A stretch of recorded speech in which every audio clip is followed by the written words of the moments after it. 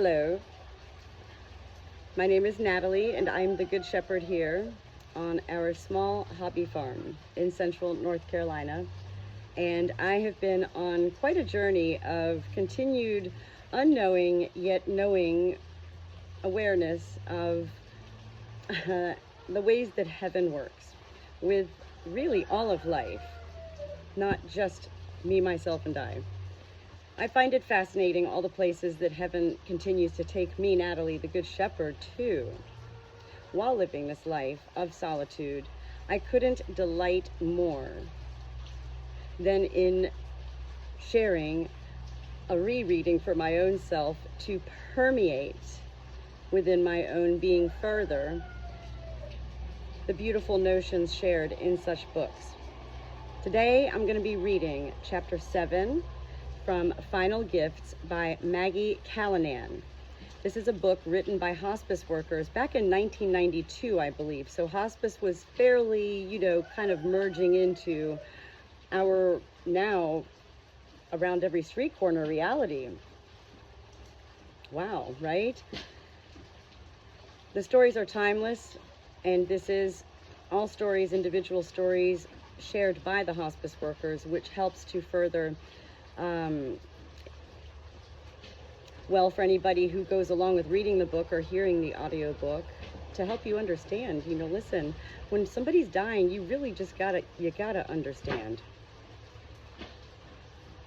All right, so I have not let any of my flock out today. Well, I did let my front birds out, but not my back birds. It's too wet, it's pouring rain, it's cold.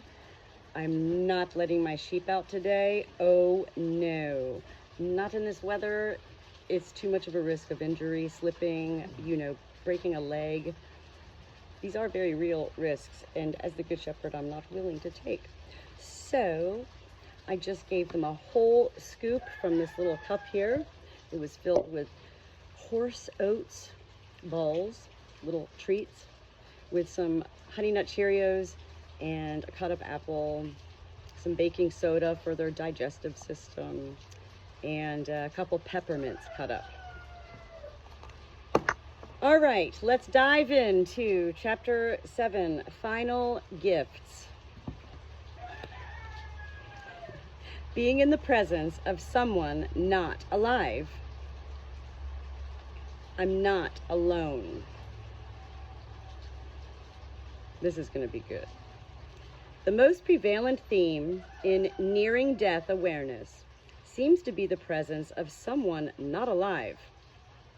The timing varies. The experience can happen hours or days, or sometimes weeks before the actual death.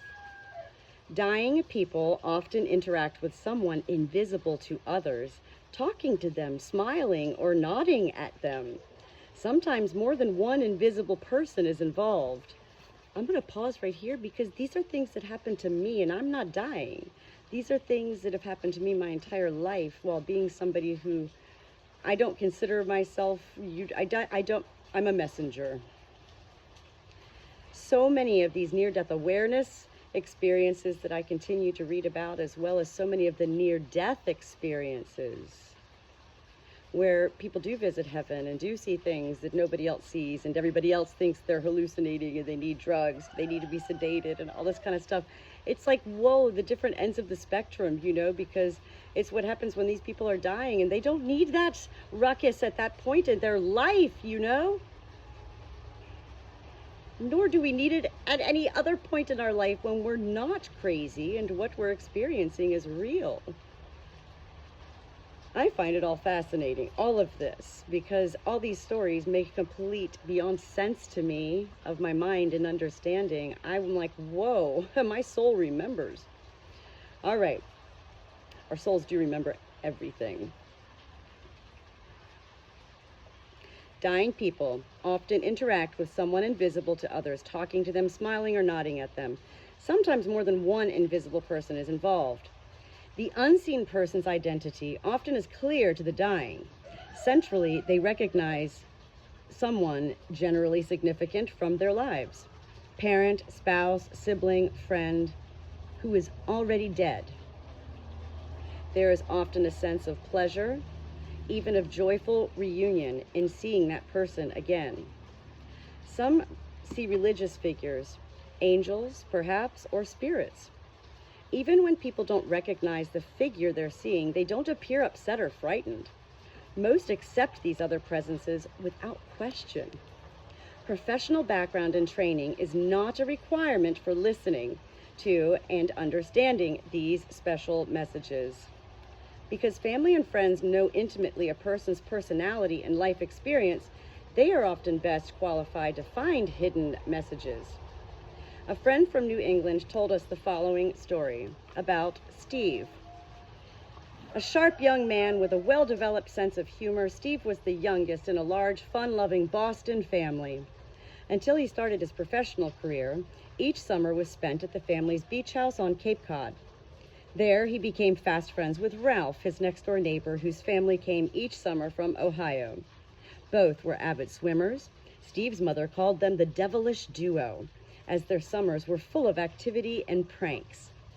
Both boys graduated from college and established themselves in good careers, but sadly, that was the end of their carefree summers together. They rarely got to see each other, and apart from Christmas cards, didn't correspond. A tragic automobile accident left Steve paralyzed from the neck down at age 27. After he had spent many months in the hospital, then more in a rehabilitation facility, his family decided to try to care for him at home, but within 2 months became exhausted by his 24-hour needs. With heavy hearts and a terrible sense of failure, they placed him in a nursing home. Through all of this, Steve hadn't lost his sense of humor. Despite being unable to do anything for himself, he threatened to run away if the nurses didn't spoil him. But it was easy to spoil Steve, one nurse told his mother. He liked to be in his wheelchair in the hall so he could be in the middle of everything. He was such a nut. He kept us all laughing. When one of the patients was upset or depressed, we'd push Steve in to visit, and he was so good with the new patients, we called him the welcome wagon man. Unfortunately, as is common with quadriplegics like Steve, pneumonia developed, which didn't respond to treatment. Steve died. His family was devastated, and a wave of grief rippled through the nursing home. Weeks later, a letter arrived with an Ohio postmark. The correspondent identified herself as Ralph's widow. She was writing to say that Ralph had died recently of cancer. Ralph hadn't known of Steve's paralysis or death. However, in the last few weeks before he died, Ralph began to have visions. Initially, his wife dismissed it as confusion. Just before he died and just after Steve had died, Ralph sat up. "Oh, look," he said excitedly. "Here comes Steve. He's come to take me swimming." Steve's family took great comfort. I just got goosebumps. Steve's family took great comfort in that letter and the thought that somewhere Steve was whole again, doing what he loved. "The devilish duo are up to their old pranks again," Steve's mother said, and Ralph's widow took comfort in knowing that her husband's boyhood friend had truly come for him. He hadn't died alone. It's interesting to note that this story reaffirms what has been reported in other literature, the belief that in the next life, we are whole and perfect, regardless of our physical limitations or losses in this life. Moving on to Fred. Fred, his wife Anne, and their only child Ruth were a close family. Anne and Fred were in their 80s. Ruth, 47, lived with them. Fred was dying of prostate cancer that had spread to his bones and lungs.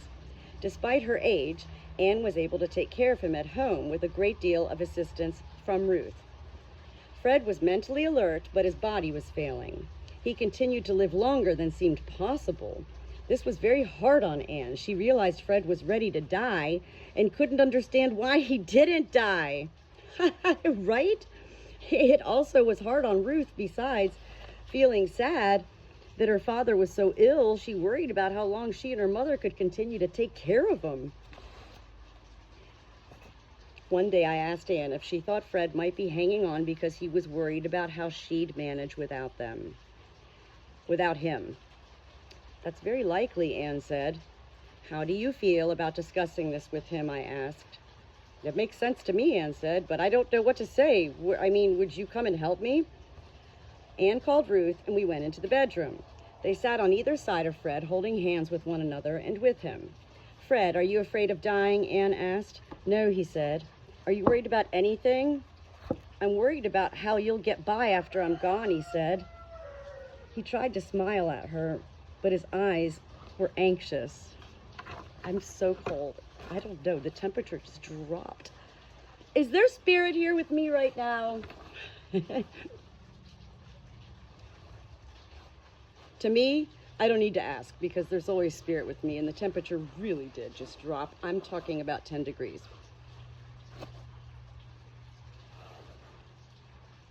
"Are you worried about anything?" "Yes, I'm worried about how you'll get by after I'm gone," he said. He tried to smile at her, but his eyes were anxious. "Now, don't be afraid to go," Anne said. "I'm going to miss you terribly, but I will be all right. And you know it won't be long before I'll be joining you." For more than an hour, the three sat, speaking of many things. They talked of Anne and Fred's lives together, how they'd met on the beach and fallen in love, how Anne had converted to Fred's faith, Judaism, and how important their religion had been through the years. They talked of the joy they'd experienced raising Ruth and the love all three shared. Interspersed among these tender reminiscences were Fred's... I'm like, what am I doing here? I'm so cold. They talked of the joy they'd experienced raising Ruth and the love all three shared. Interspersed among these tender reminiscences were Fred's practical directions to Anne about how she should take care of things and get on with her life after he died. At one point, Fred sat up and waved his hand excitedly as if brushing away an interruption. Periodically, he'd break off the conversation to look across the room as if seeing someone we could not see. Once he turned his head again and said impatiently, "Would you wait? I'm not ready yet." I love this. I love to hear this. I mean, I can't explain it. I love to be able to read it because, again, I talk to heaven every day. Beyond angels, I talk to God. I talk to Jesus. I'm not the only one in this world who does, you know? This is fascinating to me. Entirely. It helps me make further sense of my own existence. It helps me further understand life. At one point, Fred sat up and waved his hand excitedly, as if brushing away an interruption. Periodically, he'd break off the conversation to look across the room, as if seeing someone we could not see. Once, he turned his head again and said impatiently, "Would you wait? I'm not ready yet." Soon after, having talked of his concern for Anne, given her advice, and listened to her reassurances that she'd manage without him, Fred kissed Anne and Ruth goodbye, leaned back against the pillow, took a few quiet breaths, and died. It is up to us, you know. This is me, Natalie, right now. It is up to us to say, literally say, no matter how much we don't want to say it, it's okay. I'm going to be okay. Oh, you know I'm going to be heartbroken, soul crushed. My life will not be the same ever, but oh, good God knows I cannot wait till we meet again. I love you. Whatever words you want to say, you have to do this. I've seen this my entire life with all of my animals that wait, hang on, suffering. Because they don't know and they can't figure out how to ask. Will you be okay? That's what they want to know. Whoa. One day I asked Anne if she thought Fred might be hanging on. Oh, wait. Whoa, where am I here? I got carried away there.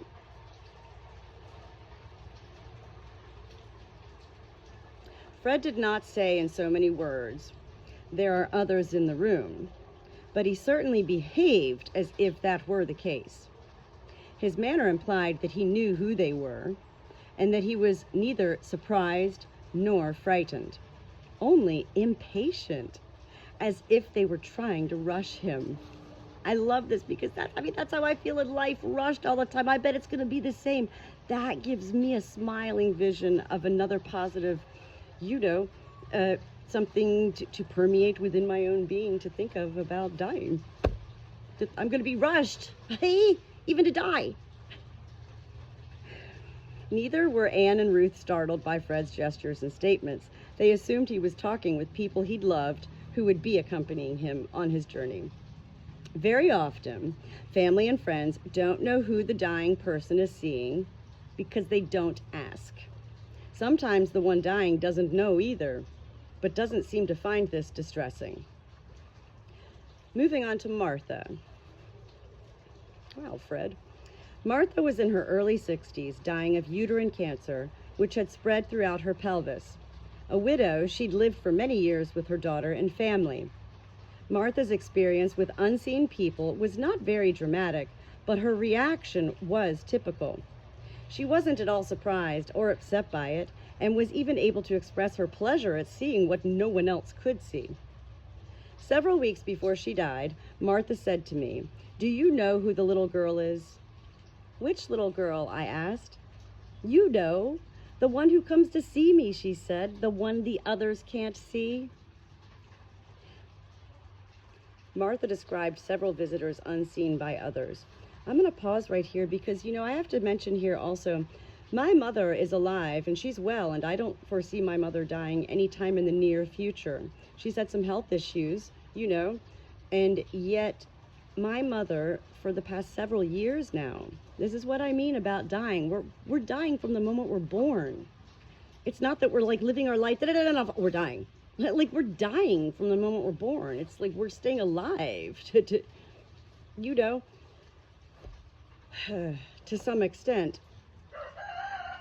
So my mother has had all of these things, and they're like, oh, the doctors are like, oh, hallucinations, oh, it's a side effect of the drugs, or, whatever. And I'm like, Mom, listen, stick with me, Ma.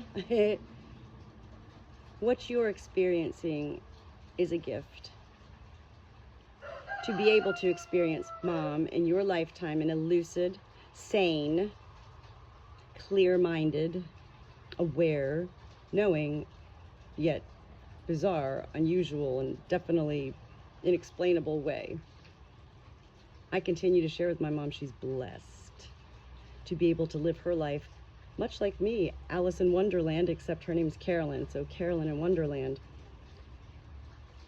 Too many people on the outskirts will, have their perceptions of such journeys and adventures being, Alice in Wonderland. I heard the author of that was on acid. Well,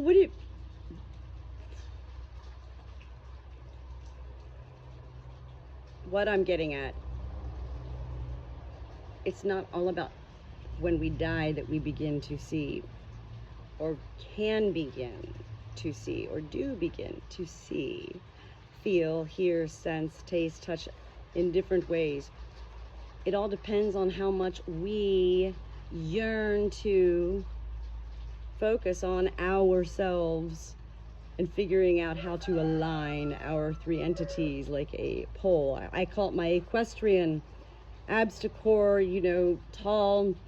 It's not about confident, and yet it is. It's about being aware. It's about being focused. It's about taking care of yourself. The other day I was walking around and I'll go, oh my God, I think I walk like Sasquatch.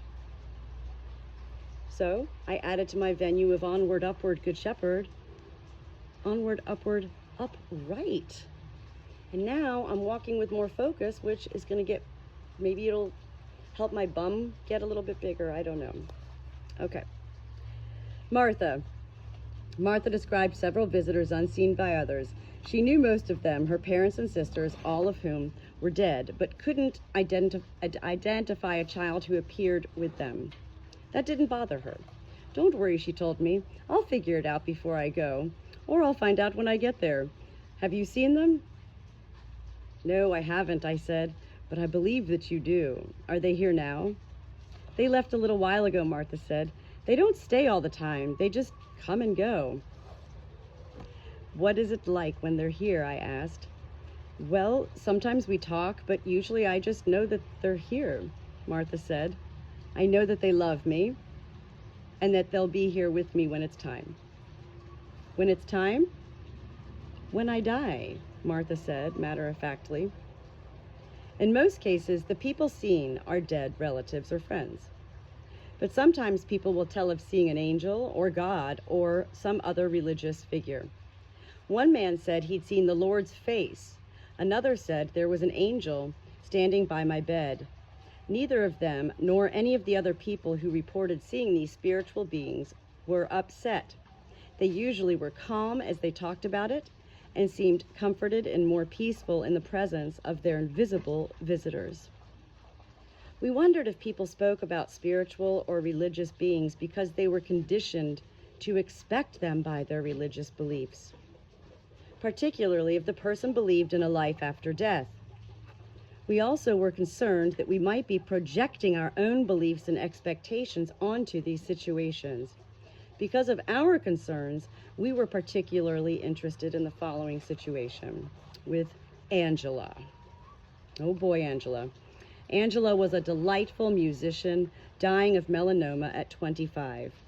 When she entered the hospice inpatient unit, her parents, 3 younger brothers, and several close friends seemed to move in with her. Her parents took turns spending the night in her room. During the day, a small crowd gathered there. The melanoma had started as a mole on her arm, then spread. Many of her more incapacitating symptoms resulted from its effect on her brain. Her left side was paralyzed. She was blind and too weak to get out of bed. But Angela still could speak and was by no means helpless. The day she was admitted to the unit, she said firmly, "I know about you hospice people. I don't want any of that spiritual stuff. No prayers, no chaplains. That's not my thing. I'm an atheist. I don't believe in God or heaven." The staff respected Angela's position, but her mother found it very difficult. A devout Catholic, she couldn't accept her daughter's rejection of God and the faith she'd been raised in.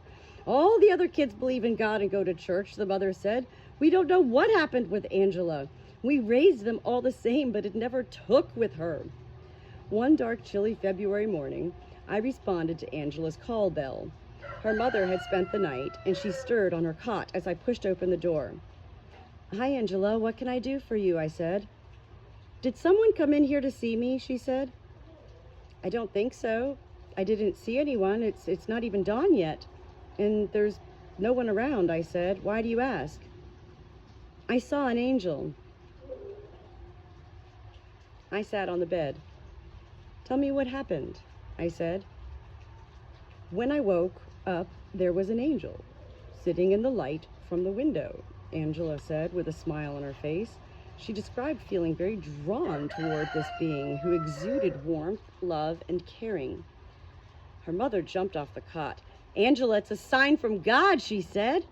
"Mother, I don't believe in God," Angela said, now exasperated. "That doesn't matter, her mother said. "You've seen God, or at least a messenger from God." "Does it matter who it is?" Angela snapped. "Isn't it enough to know that there's someone so loving and caring waiting for me?" "Angela, what do you think it means?"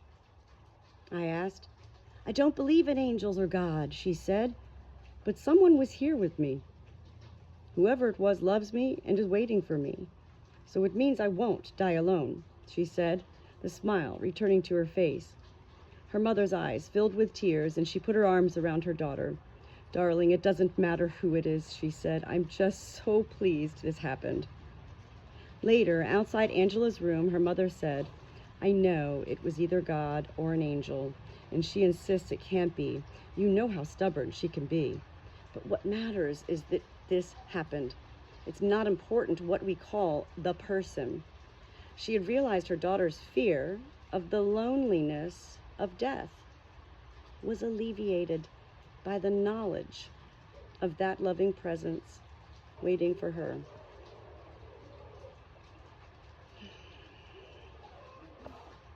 Dying people may not be upset by encountering presences unseen by others, but such visitations can unsettle family members, friends, and some healthcare professionals. "Now, you know Mother's been dead for years," a son may say to his dying father. "You can't possibly have seen her." Or the response may be, "You must be dreaming. Maybe it's your medicines." These comments don't help. On the contrary, they usually discourage the dying from sharing more of their experiences and may lead to bewilderment. A common misinterpretation of dying people's messages about unseen presences is that they must be hallucinating as a result of medicines. This can lead well-meaning onlookers to suggest potentially disastrous changes in a patient's medication regimen. Oh, okay, now we're moving on to Pete. Before Pete was admitted to the hospice program, his major problem was pain. A large, gruff man, he prided himself on his toughness. "I don't believe in pills," he said. His usual pattern was to resist taking any pain medicine. When his pain increased to the point that he couldn't stand it, he'd take a dose of medicine which wouldn't work because the pain was by then so intense. So he'd take another, sometimes as many as 3 or 4 before getting any relief. The accumulated doses would then make him sleepy and disoriented, which increased his dislike of medicines.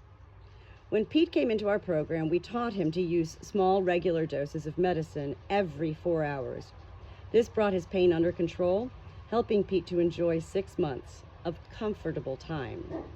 However, when Pete mentioned to his sister he'd been talking to their brother John, she grew concerned. John had been dead for more than 10 years. A neighbor who was present said Pete was hallucinating as a result of his medicines and urged that he stop taking them. Pete's sister called me. I visited to assess Pete's condition and explained that the medicines were not causing these visions. I suggested that Pete was in fact seeing John. The sister had no difficulty accepting it. John was the oldest. He'd want to keep an eye on his brother, she said, adding that it helped her to know that someone else from the family would be with Pete as he died and afterward. The neighbor's advice could have caused a loss of pain control and brought Pete a great deal of suffering.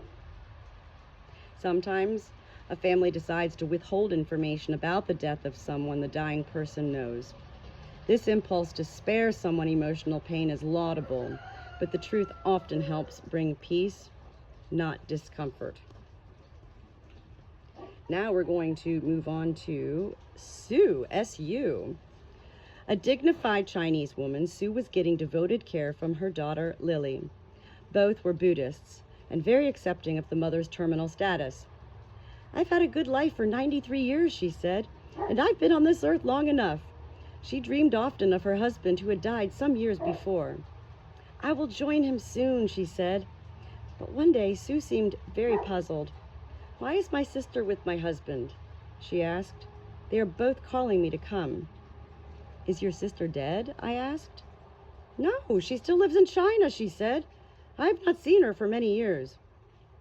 When I related this conversation to the daughter, she was astonished and tearful. "My aunt died 2 days ago in China," Lily said. "We decided not to tell Mother.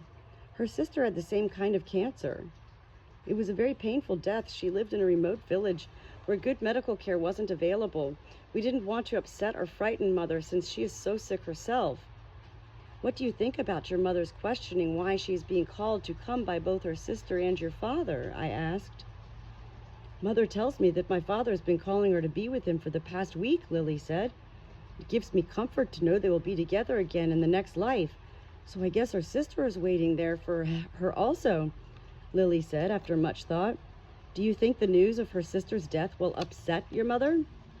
"No, I guess not. They loved each other a great deal. So it'll be wonderful for them all to be together again. I guess I should tell her the truth." When Lily tearfully told her mother about her sister's illness and death, Sue said, with a knowing smile, "Now I understand."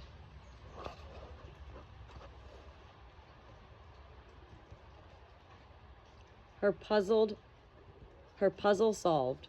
She died 3 weeks later, at peace and with a sense of anticipation. The companionship and support these presences provide for a person about to die is evident.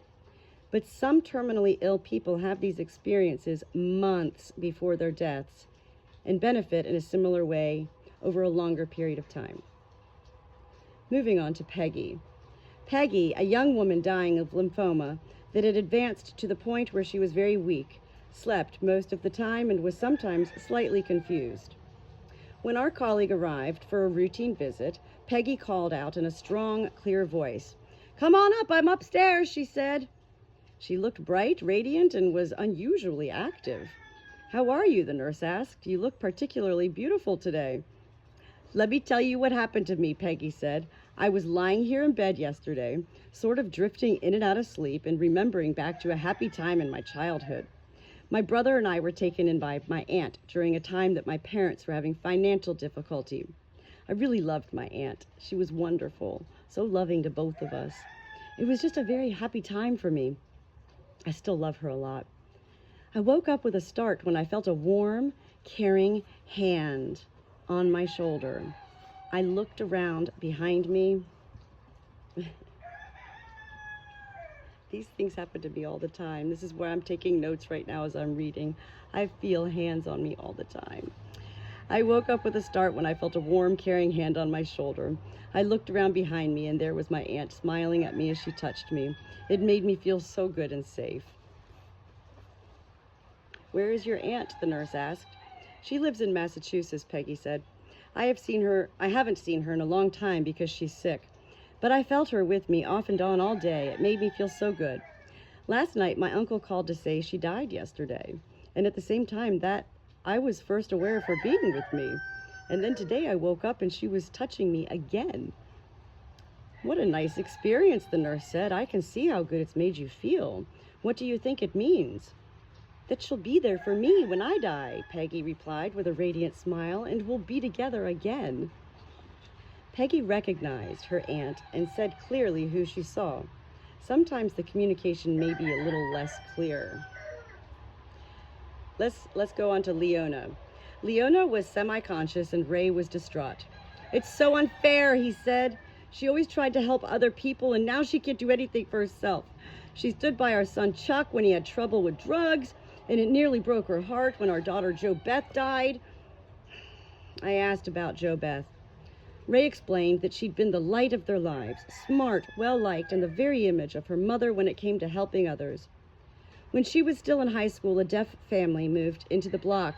The neighbors were sort of standoffish, but Leona and Jo Beth took a course in sign language so they could talk to the new people.